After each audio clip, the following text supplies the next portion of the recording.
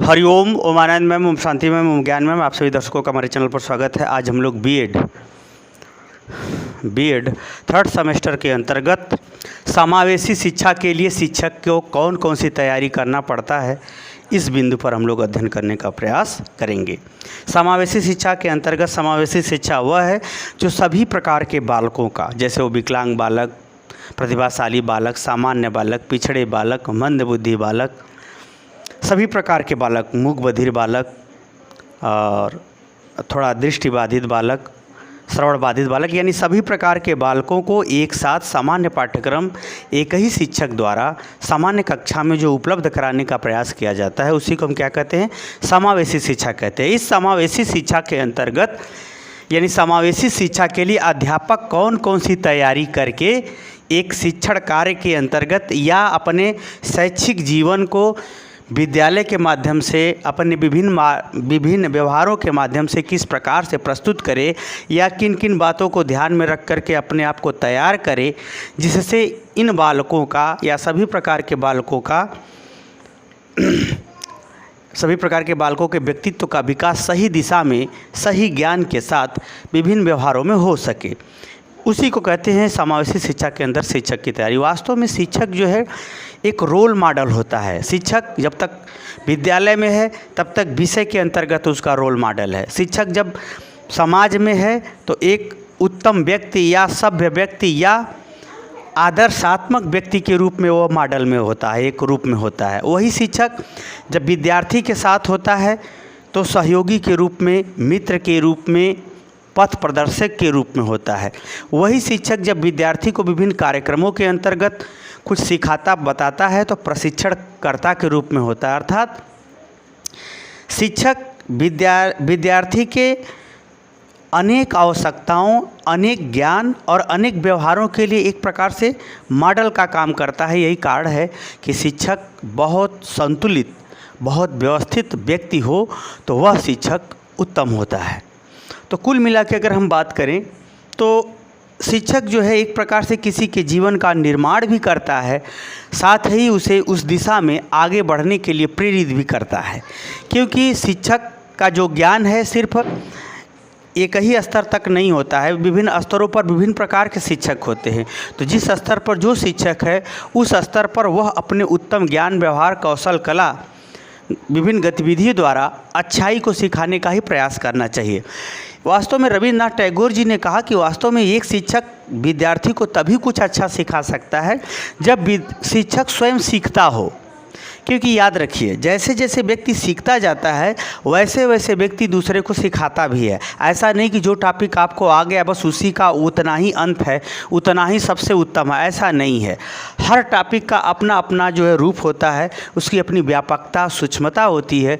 यही कारण है जिस तरह से एक दीपक दूसरे दीपक को जला सकता है, उसी तरह से एक अच्छा शिक्षक जब स्वयं सीखता हो अपने विषय से, समाज से, अनुभव से, तर्क से, चिंतन से, मनन से, तभी वह दूसरे को भी अच्छा सिखा सकता है या सीखने के लिए प्रेरित कर सकता है। रविन्द्रनाथ टैगोर जी ने कहा, वही राधा कृष्ण जी ने कहा, वास्तव में एक शिक्षक जो है समाज में जो है उसे पूर्ण रूप से अपने विभिन्न व्यवहारों को इस तरह से व्यवस्थित कर लेना चाहिए ताकि जो समाज के, संस्कृति के, शिक्षा के, ज्ञान के, कौशल, कला के गतिविधि को जब दूसरे में ट्रांसफ़र करे या दूसरे को सिखाए या दूसरे को बताए तो उस समय कोई कमी या कोई उसे दिक्कत या कोई भी उसे परेशानी का सामना न करना पड़े। अर्थात शिक्षक जो है संस्कृति, धर्म, क्रियाकलाप, गुण, व्यवहार इत्यादि को जो है एक ट्रांसफ़र करने का माध्यम होता है। अर्थात एक पीढ़ी से दूसरे पीढ़ी में उसको बोने का काम करता है, उसका निर्माण करने का काम करता है, उसका संरक्षण करने का काम करता है। इसलिए इन महान विचारकों, हमको तो भारतीय दर्शन के ही विचार बहुत अच्छे लगते हैं, क्योंकि भारतीय दर्शन के जो होते हैं ना बहुत व्यापक और बहुत सूक्ष्म, दोनों बातें उसमें शामिल होती है। इन दोनों अगर विचारकों की बात करें तो वास्तव में शिक्षक को अपने जीवन की तैयारी सिर्फ अपने ही तक नहीं, वो समाज के लिए भी वो अपनी तैयारी करता है, देश के लिए भी तैयारी करता है, विभिन्न क्रियाकलाप, व्यवहार के लिए वो तैयारी करता है। अर्थात शिक्षक का जीवन एक चेतना भरा जीवन, जागरूक जीवन, व्यवस्थित जीवन, नैतिक और आदरणीय जीवन मूल्य और आदर्शात्मक गतिविधियों के लिए हुए जीवन होगा, तब जाकर के वह अध्यापक क्या होगा, एक प्रकार से शिक्षक गतिविधियों के अंतर्गत, शैक्षिक गतिविधियों के अंतर्गत, सीखने सिखाने की प्रक्रियाओं के अंतर्गत वह अपने व्यवहार, अपने कर्तव्य को उत्तम रूप से प्रस्तुत करते हुए विद्यार्थियों को अधिगम करा सकेगा। विद्यार्थियों क्या करेगा, अधिगम करा सकेगा। आइए इन्हीं सब बिंदुओं के महत्वपूर्ण बिंदुओं पर हम लोग देखते हैं कि एक समावेशी शिक्षा यानी विभिन्न प्रकार के बालकों को एक ही पाठ्यक्रम सामान्य कक्षा में पढ़ाते समय किन किन गतिविधियों को अध्यापक तैयारी करके जाए, या समावेशी शिक्षा के अंतर्गत समस्त शैक्षणिक गतिविधियों के संदर्भ में अध्यापक किस प्रकार से तैयारी करके जाए ताकि वह अधिगम कराने में सफल हो, उसका व्यक्तित्व विद्यार्थियों के सीखने और उनके जीवन के निर्माण के लिए अत्यंत उपयोगी हो। तो आइए उसको देखते हैं तैयारी। पहला है विषय।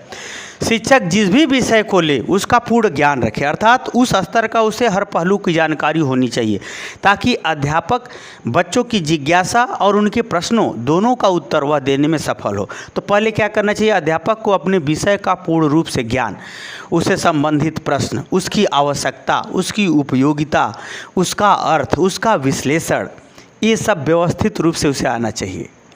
तो पहली शिक्षा की तैयारी जिसको हम लोग पाठ्य योजना भी कहते हैं। तो पाठ्य योजना के एक रूप में विषय को जो है वो व्यवस्थित रूप से तैयार करें। एक ही नॉलेज विभिन्न स्तरों पर विभिन्न स्वरूप या विभिन्न क्रियाकलाप या विभिन्न नियम आवश्यकताओं को धारण किए हुए होता है। तो अध्यापक जिस स्तर पे हो उस स्तर का इसको ध्यान रखना। दूसरा, शिक्षण कार्य के अंतर्गत अध्यापक को जो है विशेष ध्यान रखना पड़ता है। क्यों? क्योंकि विभिन्न प्रकार के मानसिक क्षमता वाले, विभिन्न प्रकार के शारीरिक योग्यता वाले, विभिन्न प्रकार के संस्कृतियों से, विभिन्न प्रकार के समाज से, विभिन्न प्रकार के सामाजिक स्तरों से संबंधित बालक होते हैं। अब उनको एक ही शिक्षण विधि अगर अपना करके सिर्फ व्याख्यान विधि अपना करके पढ़ाएंगे तो गलत हो जाएगा। इसलिए अध्यापक को शिक्षण विधि में व्याख्यान कौशल, श्यामपट्ट कौशल, प्रश्न कौशल, उसी तरह से इस सब का भी प्रयोग करना पड़ता है। उसके संग संग सूक्ष्म शिक्षण विधि, बीच बीच में वह जो है कुछ अपने कौशल, कला इत्यादि के माध्यम से रोचक बनाते हुए विषय वस्तु को पढ़ाना चाहिए। और शिक्षण विधि के अंतर्गत जैसे होता है उदाहरण का परिवर्तन करना पड़ गया, समाज से जोड़ करके पढ़ाना पड़ गया, बालक के व्यक्तिगत समस्याओं के कारण से कुछ दूसरा संबंधित उदाहरण समान स्तर पर देना पड़ गया, या बालक को पढ़ाते समय शिक्षण की गतिविधियों को पूर्व कक्षाओं से जोड़कर कभी पढ़ाना पड़ जाता है। तो ये सब तमाम प्रकार की शिक्षण गतिविधियां हैं जिसमें एक अध्यापक विद्यार्थियों पर अगर ध्यान दे तो यह शिक्षण की भी उसे तैयारी करना पड़ता है। आगे चलते हैं व्यक्तित्व।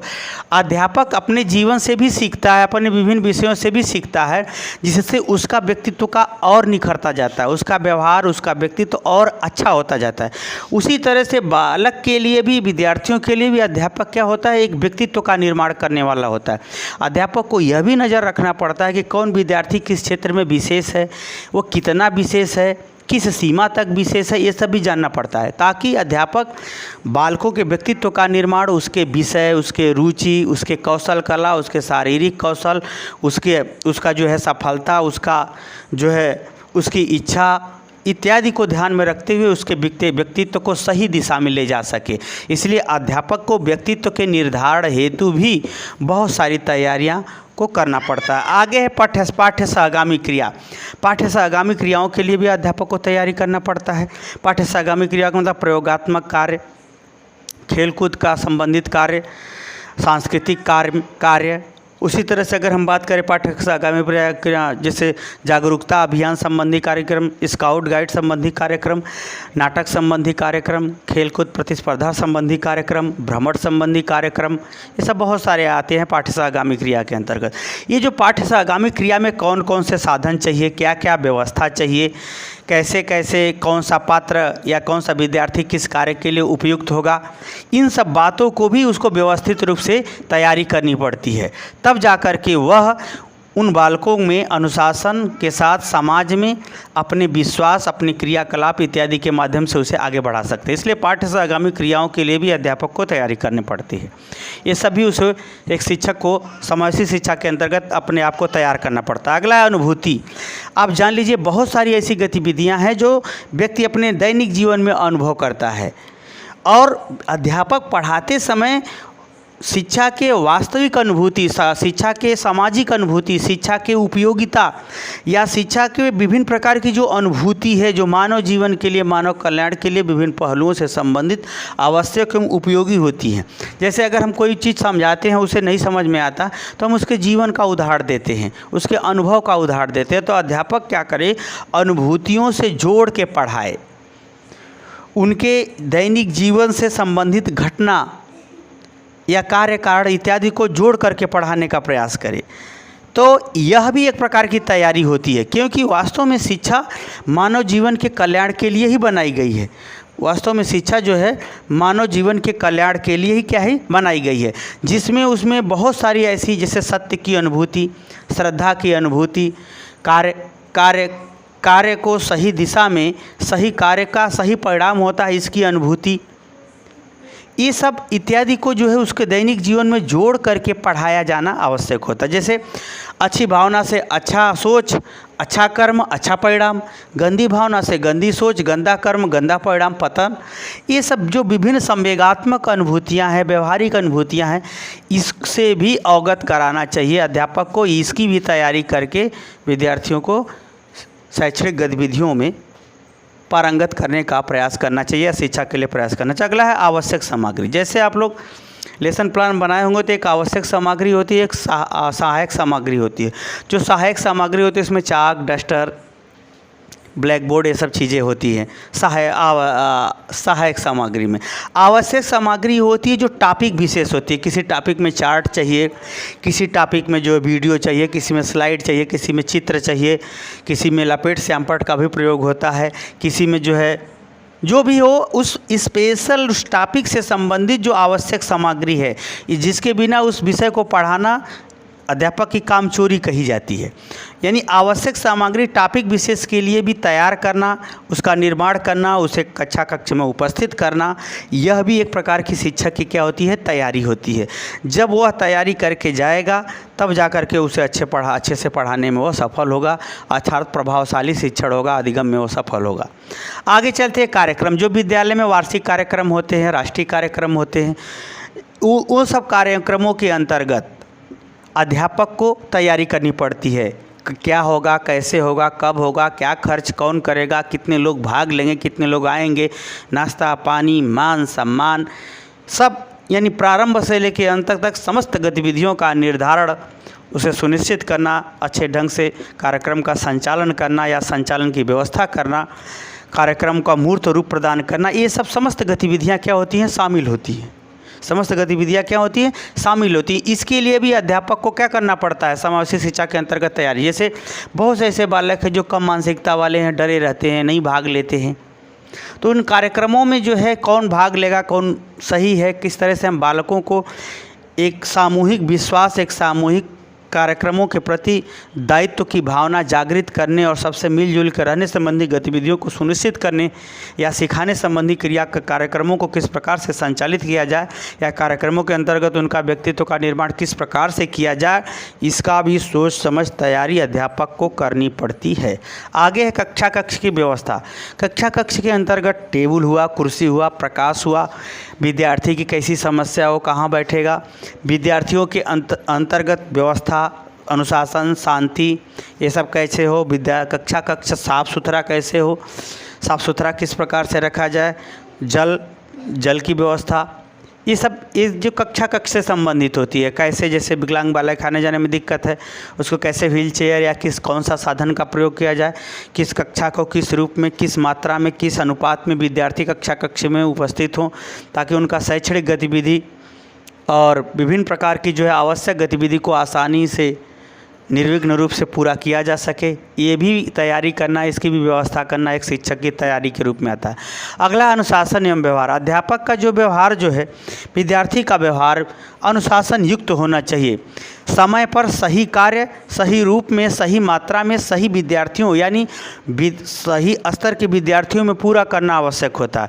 विद्यालय में अगर बात करें अनुशासन, तो हर स्तर पर अनुशासन है, क्योंकि वह अनुशासन एक निश्चित समय के लिए एक निश्चित व्यवहार द्वारा एक निश्चित क्रिया के साथ निश्चित समय में पूरा करना ही क्या कहलाता है, अनुशासन कहलाता है। जैसे विद्यालय प्रारंभ होने से लेकर के उसके उस लास्ट तक की जो समापन होगा, जिस दिन उसका जो है प्रतिदिन का जो समाप्ति का समय है, उसमें समस्त घंटा, विषय, शिक्षक, ये सब क्या है, सुनिश्चित है। सभी क्रियाएं एक निश्चित वे में एक निश्चित तरह से संपन्न होना चाहिए। अगर अध्यापक अनुशासन प्रिय है, समय से सब कार्य करता है, विद्यार्थियों के प्रति समय से सभी दायित्वों का निर्वहन करता है, तो निश्चित रूप से इस अनुशासन का प्रभाव विद्यार्थी के ऊपर भी पड़ता है।